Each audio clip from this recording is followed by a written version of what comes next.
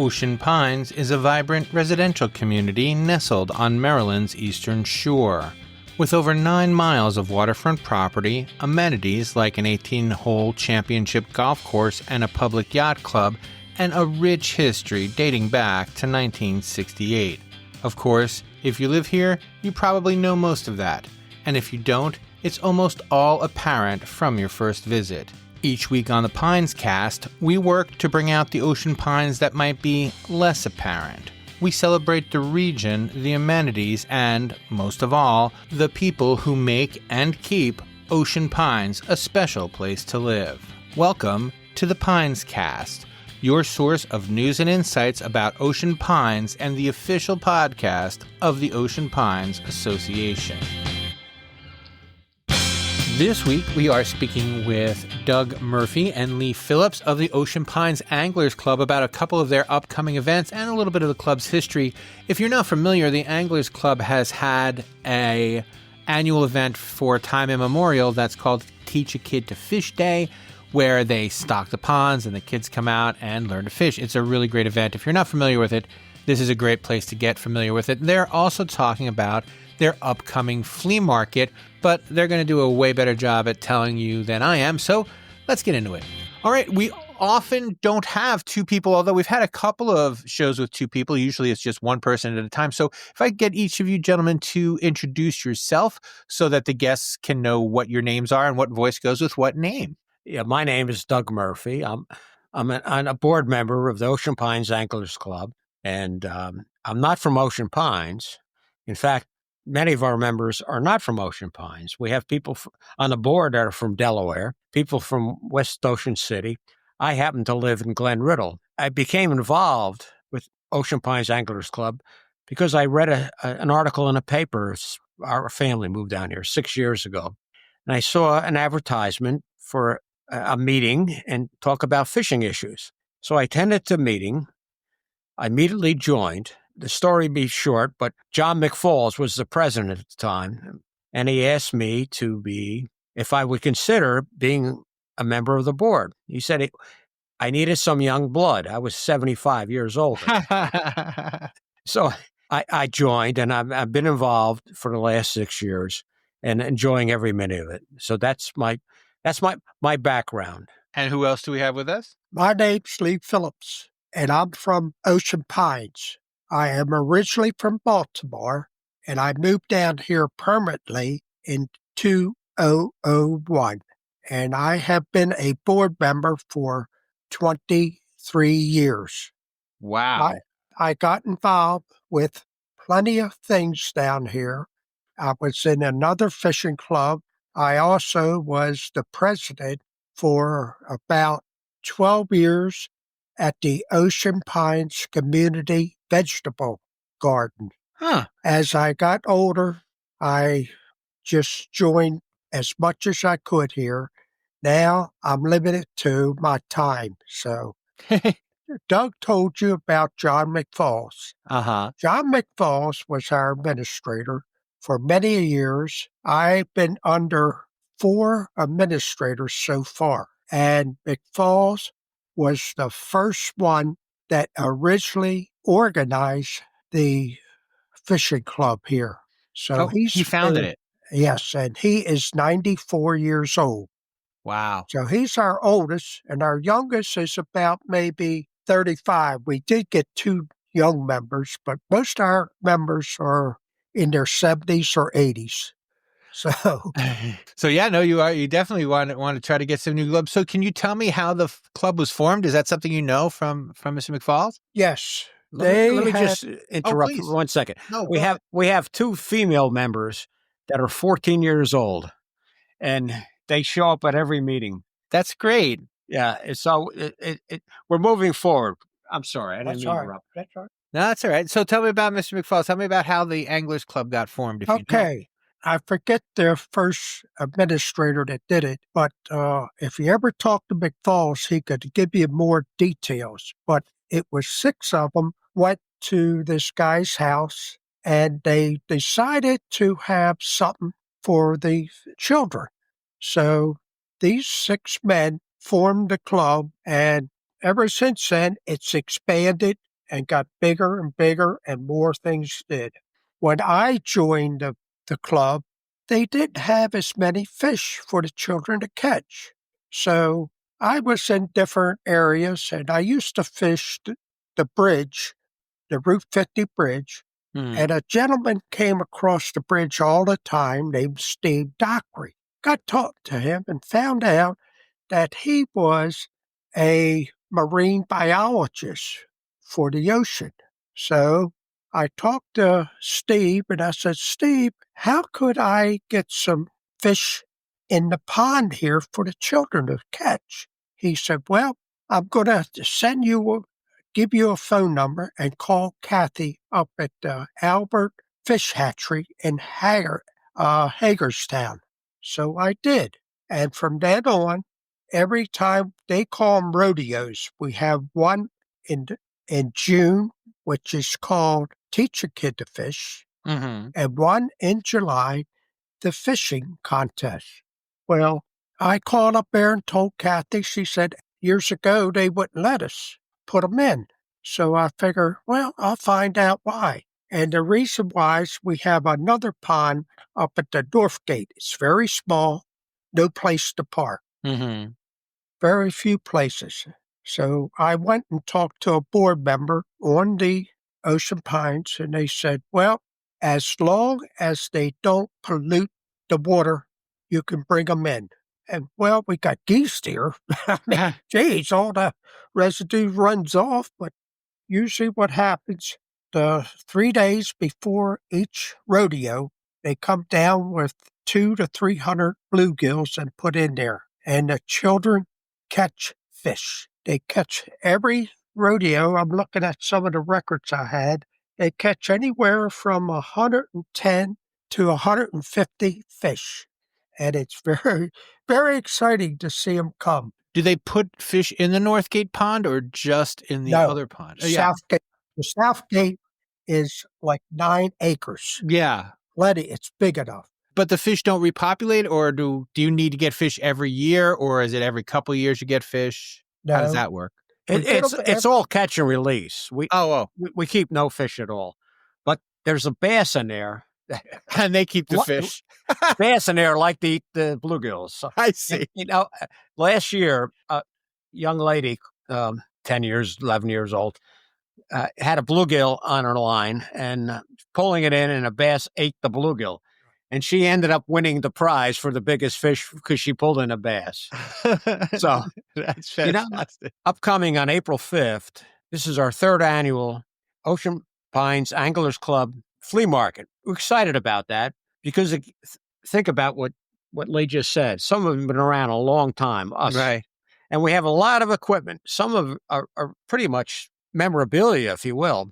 Right. And we're working very closely with Kevin Powell, the event coordinator for the Ocean Pines Rec and Parks and Rec Commission. And this year, this is the first time this has happened, we're going to share an event with the Spring Flea Market, Ocean Pines Spring Flea Market. And we thought maybe that's going to be a conflict of interest, but in reality, it's probably a boost. Flea marketing isn't something people do for a couple minutes. That's my experience. We don't have junk. I'm sorry. all our tackle is quality. I'll tell you a story. I meant junk in the best possible way. Other people. Okay, that's fine. Yeah, but I'll give you an example. Please. Last year, I had a table, and I'm an avid fisherman. I fished since I've been 5 years old. When I first learned how to fish, I was in New Jersey, down at Seaside Heights, and my father bought me a cane rod with a string, and he put a safety pin on the end of it, and I was catching snappers, which were baby blues. Yeah, that's when I got hooked on the fishing. So last year I had a 12-weight fly rod Lomas fishing reel, which is very high quality, and some really special flies. I didn't think it was going to sell, but you know what? People come into that market and they're very educated, and they understand, they appreciate it's not junk. It's really something special. And I sold all of that for $125. Wow. I couldn't believe it. The value is there because people had the equipment on hand for many many years and probably just would like to dispose of it, but appreciate that a knowledgeable buyer will appreciate that. And we had a lot of that last year. People came into that flea market who were very knowledgeable and appreciate the value. So that's what I'm hoping that will happen this year. Can you guys tell me how you guys decided to start having this flea market? Where did that come from? The first year was outdoors, which, to be honest with you, was limitless success. Last year, we were able to move it indoors, had it in the gym, and be honest with you, it was a very huge success. But let me just tell you, with all the money we receive, 100% goes to supporting our kids' events, which Lee will talk about. 100%. Did you decide to do this instead of something else, or is this an add-on? It was an add-on. Oh, all right. Our funding comes primarily from local charities, our dues, which are very modest, $20 a year for a member. We have approximately 100 members, but $20 a year. And we also have some clothing, which we sell at a very reasonable price. Last year, I think we generated maybe $800 from everything. This year's event, we're renting tables out. They're 8-foot tables with 2 chairs, $10 a piece. Considering the size, the aesthetic room is somewhat limited, so maybe we'll have 16 tables. Right now, I think we got 10 sold. So if anybody wants to participate, please, and I'll give you a contact later, but please do. But the good news is gym and the aesthetic room is connected by a hallway, which has the restrooms in it and a water fountain. I've discussed this with Kevin, and we agreed to have the doors open between both rooms. So we'll have some flow from the Ocean Pines spring flea market and ours, which I think is going to be great for both of us.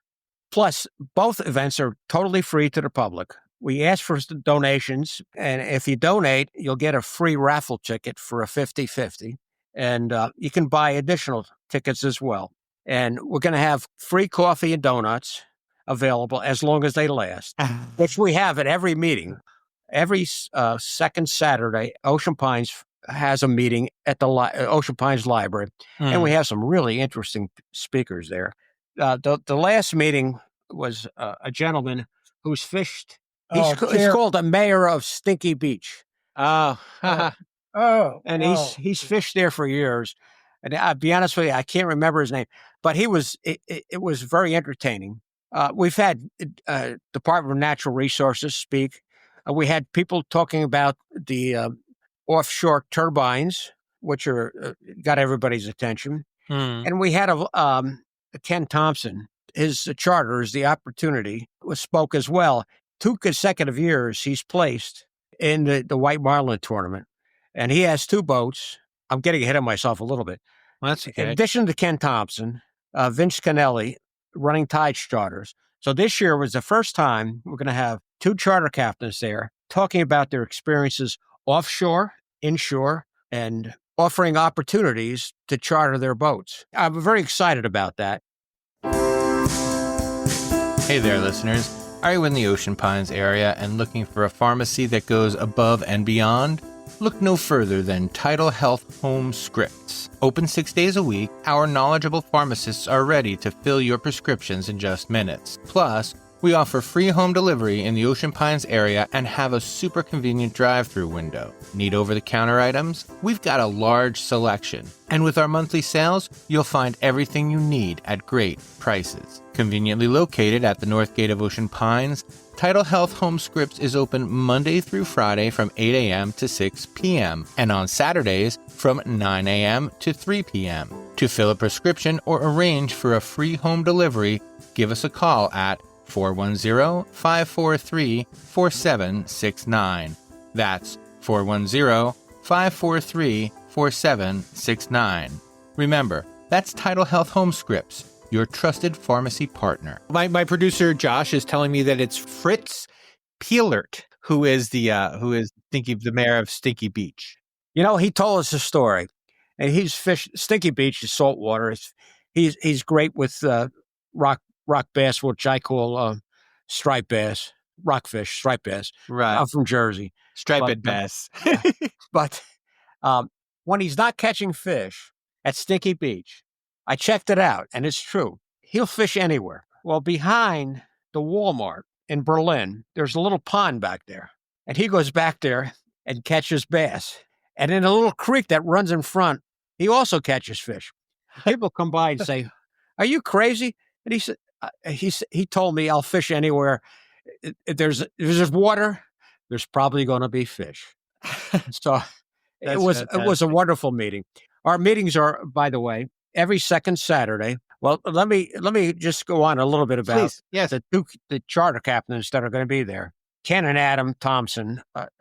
They have two boats, 40-foot lures and a 25-foot whale cat. I'm sorry, it's a catamaran whale cat. Our group went out with him last year looking for tuna, which, by the way, this year was phenomenal, but last year not so much. While we were trolling for tuna, alongside a boat came some pilot whales, and honest to God, you could have reached over the side and pet them. They were just gorgeous. So we didn't catch any tuna. They said, let's try for some golden tilefish. We're talking about deep water, 900 to 1,200 feet. Wow. We tried that, and lo and behold, we caught a bunch of them, and one was 35 pounds. There was 5 of us on a boat. You know how much 35 pounds of... It's small. Anyway, my wife loved it, and the food the taste of it is absolutely wonderful.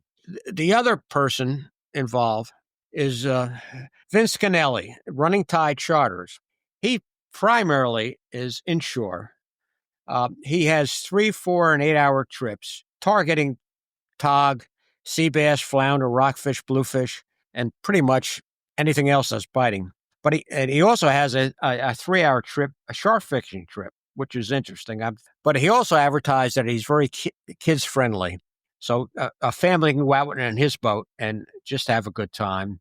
So we're very pleased to have both those charter captains represented at our flea market. This is a first, and I think it won't be the last. It's free parking, but since we have 2 events going on at the same time, our starts at 7:00 on that Saturday, the April 5th, and but the night before, from 5 to 7, anybody who has rented a table can come in and set up their table. And there's power. I don't know if you need it or not, but there's power, electric power for every table. Plus, if you'd like to reserve a table, you can call me. My name is Doug Murphy, 918-910-6485. Mike Vitek, 443-783-1010, and Ted Glick, 301-395-7738. And a guy who's been around a long time, who unfortunately is in the hospital right now, Bud Heim, 910-726-1968.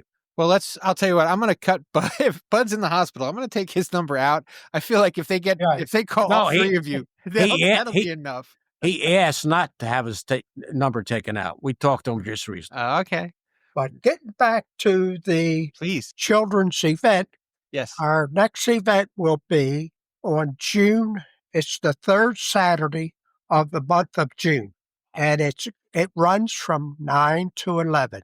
And what we do, we set up tables, and we have different representatives there.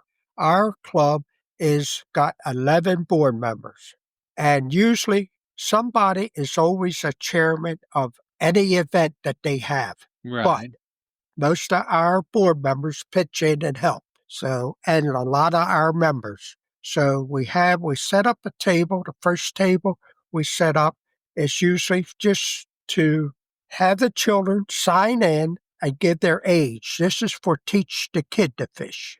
That's all we're worried about, how many children we have and what age group. Most of our age groups run from 4 to 16. But teach a kid to fish, anybody can come, grandfathers and everybody. We even have small children under 4 there, but the grandfathers or the parents help them cast the line and they catch a fish. And the next table is teaching children how to tie knots. We have a member there, Bob, always takes care of it. The next table is the environmental people from Ocean Pines. They tell them what they're doing in Ocean Pines, how the grass grows here or there, what it causes and everything, allergies and everything. So they'll be there. The next table will be the DNR, and they give away like frisbees, whistles and they says, when you take this whistle home now, don't blow it in the house when your mom and dad is sleeping. They ain't gonna like it. That's great. But it's just little gimmicks they give, and they teach children how the regulations is supposed to be with the DNR. Next table, we have water. Next table, we have tackle, because some of these children come with a fishing pole with about a 8-aught hook. And I'm going, holy Hannah, what are we going to catch here? So we have certain guys will rig it up for them, and we always supply tackle for them. The next table is a table for bait. We give them bait. Usually it's minnows and earthworms. Next area we have, Doug usually runs it for me, is how to cast a fishing rod. We rope off an area so they have it. And Doug usually puts out rings there. And if the child hits it, they put a little rubber mallet on there so nobody gets hurt. Right. And they throw it out. They Yeah. hit a ring.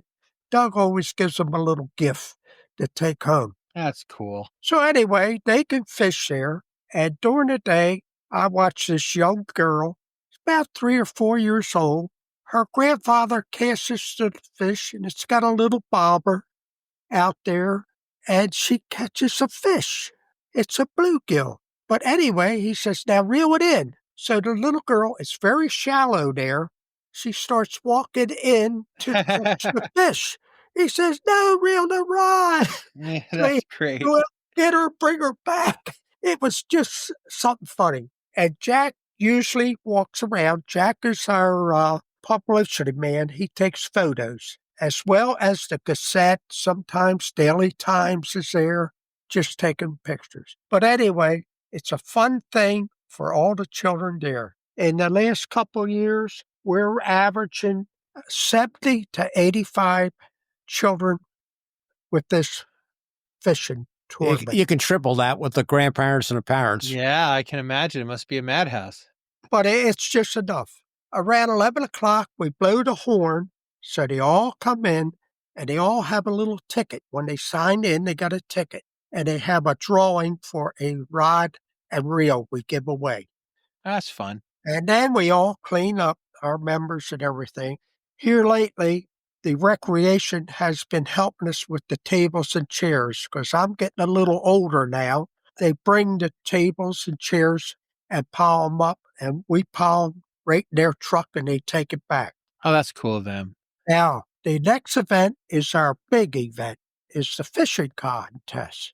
It's in July, and I think that's on the 20th, the third Saturday of the month. Now, July 20th, yes. here's what we do.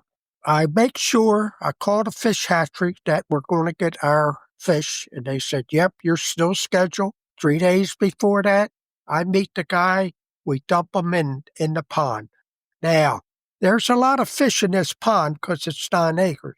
Right. There's pipes coming in from the canals that the shad come up there and they die off. They lay their eggs and die off. But that's the way shad is. And there's catfish in there, bass, Carp. carp. Oh, yeah, they got some carp. I'll Big tell you a story in a minute about a carp. One year, they forgot to come, and I called them up. I said, hey, the day's Friday. I didn't get no fish Thursday. Oh, he said, I'll hurry up and get something down there. And they gave us a load of catfish. Holy Hannah, some of them rods were really bending. Anyway, here's the story with the rodeo, a fishing contest. We set up tables. We have a help table. We have the registration. The registration table is in 3 gentlemen sit there. One gentleman takes from 4 to 7 age group. Next one takes 8 to 11. The next table is from 12 to 16. And each age group have different color cards. And on the back of it, there's a space there for them to, when they catch a fish, we have 10 judges periodically around the pond, and they have a vest on. The children bring the fish up to the judge, and he has a board. He measures it, and they take it back and release it. So this is how we find out how many fish they caught and who's the biggest and what. Because we have 3 different prizes. Our next table is our prize table. We have 3 trophies, one for each age group, that have the biggest fish. The child will always, whoever has it, gets a fishing rod and a trophy. The next one, we have the second place for the second biggest fish, and that person gets a rod. The third place person gets a rod. The fourth place, we give a tackle bag out, and that is for the most fish caught in that age group. So we have that many. We have 3 trophies, we have 9 fishing rods, and 3 tackle bags, enough of that. And then at the end, all the children have these tickets when they come in. They go over to the gift table, and they get their shirt and hat. These shirts and hats come from Red Sun, which is a place that in Delaware, right across the Maryland line. Got to have it. So we have enough prizes. A child with each ticket goes over to the gift table and gets a shirt and a hat. They're in bags, and they're in 3 different sizes: small, medium, and large. But we tell them to keep the ticket because later we come back and we have 2 grand prizes. One grand prize is a handmade fishing rod by Mike Vitek, which is one of our board members. He makes that rod and puts a reel on it, and it's worth about $150. So the children are very glad. They pull a ticket, and whoever's numbers is there, no matter which age group it's in, and the winner gets that. They get their picture taken. The next prize is from the angler's fishing boat for 2 people. Doug Murphy is in charge of that. He's in charge of our offshore fishing tournament, fishing for the club. And he got talking to Chris over there, which is the captain of the boat. And he gives us 2 tickets every year for that. And he's been doing That's it for cool. the last 5 years. So whoever gets that will go out there with their dad or their mom or whoever they want for a whole day. All right. Well, we are actually way over time, but I do want to ask if there's anything we missed. Is there something else that people need to know before we close this out? Another thing that we're involved in is that we're involved in the Believe in Tomorrow, which is a program that provides respite for families who have children with life-threatening illnesses. And that's cool. Bud Heim is very involved in that. I think there are 6 housing units in Ocean City which will host families who have children with life-threatening diseases for a week. And our club gets involved by providing an opportunity to go out. We have 15 captains that are involved in this. I'm not, because I don't have a boat anymore. But those who do will take these kids out, their families, take them out in the water, and whatever they want to do. They can take a look at the horses and the Assateague. They can take a look at the birds, watch the dolphins, or they just go splashing in the water. The gratitude we get back from the families is somewhat overwhelming, be honest with you. Yeah, I can imagine. And it's a really healing medicine for families who are going through some stressful experiences. That's something else we do as well. Now, if people would like to donate to the Anglers Club, is there a place for them to do that, or just coming to your events is where they can make any donations they want? They want to support you.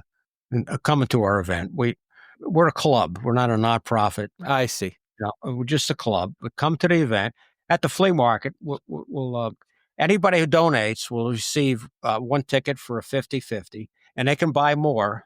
Yeah. I'm assuming, I don't know the price yet, but I'm assuming it's $1. All that money, everything we do is focused on the kids, the next generation of fishermen. Yeah, we're not here to make money. We're just here to enjoy, give back to the environment and the community. Excellent. For all they do. Excellent. Well, thank you so very much for your time. The Pines Cast is an Ocean Pines Association production. It was written and edited by me, Tony Russo, executive producer, Josh Davis. Please subscribe wherever you are listening now, or follow if you're on Apple. If you like the show, please tell someone else about it, because that is the best way to get the word out. Every week I say it, and this is a week, so I'm saying it. I would love to have your feedback, and I would love to keep this conversation going. So if you care to email me, you can do that at bytonyrusso@gmail.com. That is bytonyrusso@gmail.com. If, for example, there's a story you want to tell, but you don't want to be on the show to tell it, or there's a story you want me to find out about and have someone else tell it, shoot me an email. I'll get it all worked out. And of course, we would love to have your ratings and reviews on the app of your choice. But mostly, we want you to listen to the show. We want you to like the show. And as I said, we would very much like it if you told other people about it. You can also send along comments or questions that we will address in future shows as is possible and appropriate. And that is all for this week on the Pines Cast.